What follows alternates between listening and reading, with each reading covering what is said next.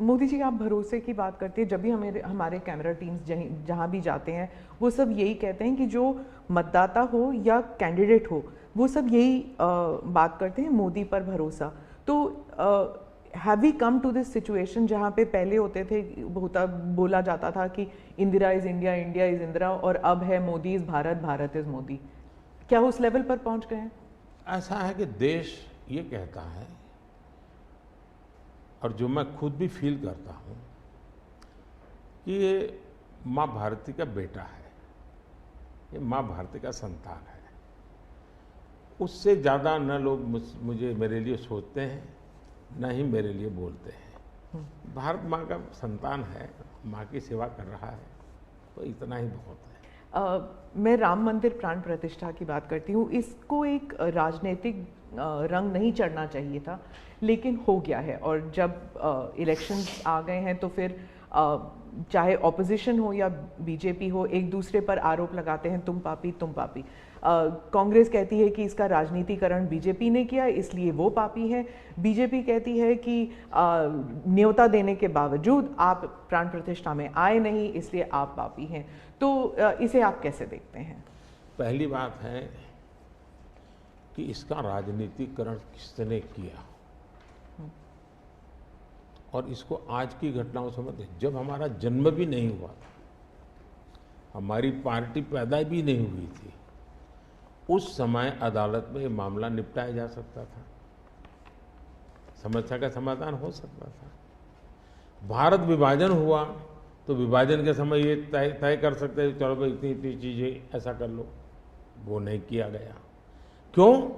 कि एक ऐसा हथियार हाथ में है, जो हथियार वोट बैंक पॉलिटिक्स के लिए मजबूती का एक दांव है, इसलिए उसको पकड़ के रखा गया और बार बार उसको भड़काया गया।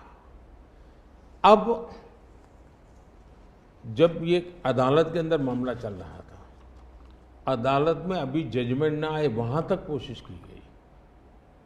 न्यायिक प्रक्रिया से होना चाहिए, तो हमारा संविधान हमें कहता है, और सरकार की तो जिम्मेवारी है, लेकिन उसमें भी अड़ंगे डालना, ये क्यों?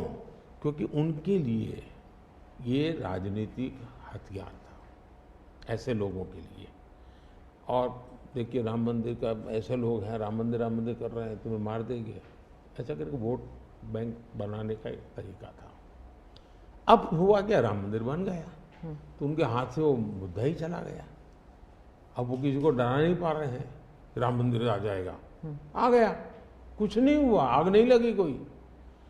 दूसरा, इनकी प्रकृति, आप सोमनाथ मंदिर से लेकर के अब तक की घटनाएं देखिए, वे भारत की मूलभूत आस्थाएं, भारत का मूलभूत जो पिंड है, उसके प्रति नेगेटिविटी लेकर के ही देश में वो अपनी बातें। अब सोमनाथ मंदिर को क्या प्रॉब्लम था? सरदार पटेल थे, डॉक्टर राजेंद्र बाबू को जाना था, वहां तो न जनसंघ था, न भाजपा था, न आरएसएस थी, न कोई लड़ाई थी, लेकिन उन्होंने मना कर दिया जाने। वो जो नेहरू जी की जो चिट्ठी थी, हाँ, जो भी है, अब ये और वो परंपरा आज भी चल रही है कि प्राण प्रतिष्ठा का निमंत्रण मिले और आप उसको ठुकरा दें।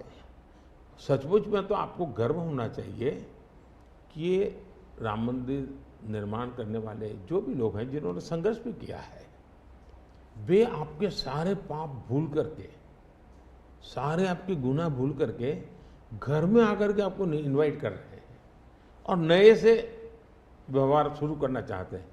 आप उसको भी उस पुराने मिजाज से ठुकरा दें, तब लगता है कि आपके लिए वोट बैंक एक बहुत बड़ी आपकी मजबूरी है, और उस वोट बैंक के चलते इस प्रकार की चीजें होती रहती।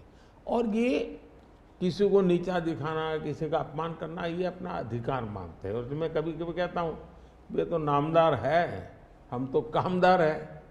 अब मैं नॉर्थ ईस्ट जाऊँ, वहाँ के लोग कोई कपड़े पहना दे, मैं पहनता हूँ, उसकी भी मजाक उड़ाना, यानी हर चीज़ की। मैं तमिलनाडु जाऊँ, लुंगी पहनूँ, तो उनको लगता है देखो ये कर रहा है, वो कर रहा है। मैं हैरान हूँ जी, इतनी नफरत लोकतंत्र में नहीं होती है, नहीं होनी चाहिए। देखिए, हमारे लिए मैं मानता हूँ ये न राजनीति का विषय हम लोगों के लिए है, न होना चाहिए और न कभी होगा। हमारे लिए एक जबरदस्त आस्था का विषय है जी। और ये कोई प्रभु राम का संबंध कोई मेरे कारखाने में नहीं आया जी, हजारों साल से और दुनिया के अनेक देशों में है। जब ये राम मंदिर का निमंत्रण देने के लिए टस्केलिक मुझे आए, उन्होंने ठुकरा दिया। मैं सोचने लगा इतना बड़ा मुझे दायित्व दिया जा रहा है, मैं अपने आप को योग्य क्या कैसे करूं, अपने आप को योग्य कैसे बनाऊं।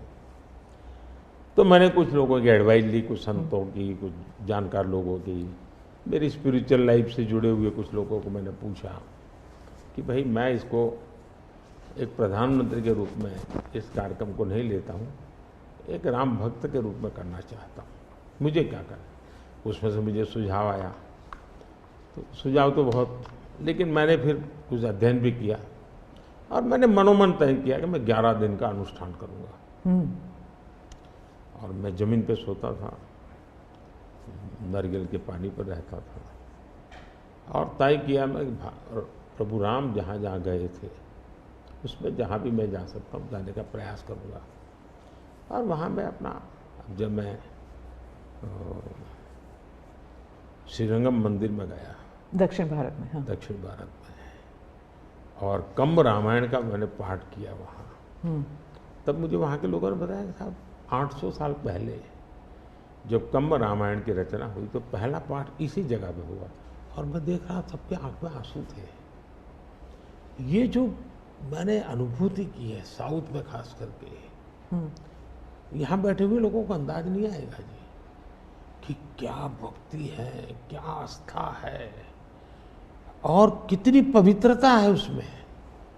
मेरा कार्यक्रम नोन नहीं था, मेरा काम तो ऐसा व्यक्तिगत था, लेकिन जो जन सामर्थ्य एक प्रकार से मुझे उनके भाव में अनुभव कर रहा था, तो मेरे लिए शायद मेरी स्पिरिचुअल जर्नी की एक बहुत बड़ा महत्वपूर्ण एक 11 दिन की घटना मैं देखता हूँ।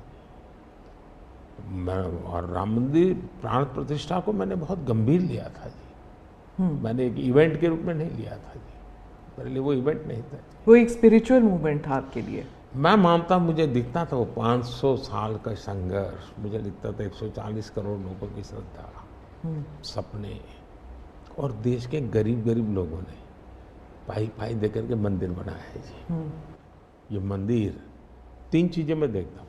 एक, 500 साल का अविरत अखंड एक निष्ठ संघर्ष, लाखों लोगों का एक काम के लिए बलिदान। दूसरा, लंबी न्यायिक प्रक्रिया, इतने सालों की न्यायिक प्रक्रिया, और न्यायिक प्रक्रिया के हर तराजू से तूल करके निकला हुआ, कसौटी हुआ। दूसरा, टेक्नोलॉजी का उपयोग, ASI के द्वारा उसकी खुदाई, सबूत, ये एक बहुत बड़ा। और चौथा, हिंदुस्तान के कोटि कोटि लोगों ने 1-1, 2-2, 5-5 रुपया जो भी दे सकते हैं दे करके ये मंदिर बनाया है। ये मंदिर सरकारी खजाने से नहीं बना है। ये ऐसे पहलू हैं कि जो भारत के स्वाभिमान को, भारत के सामर्थ्य को, भारत के सपनों को, भारत के संकल्प को और भारत के आने वाली पीढ़ी को बहुत बड़ी प्रेरणा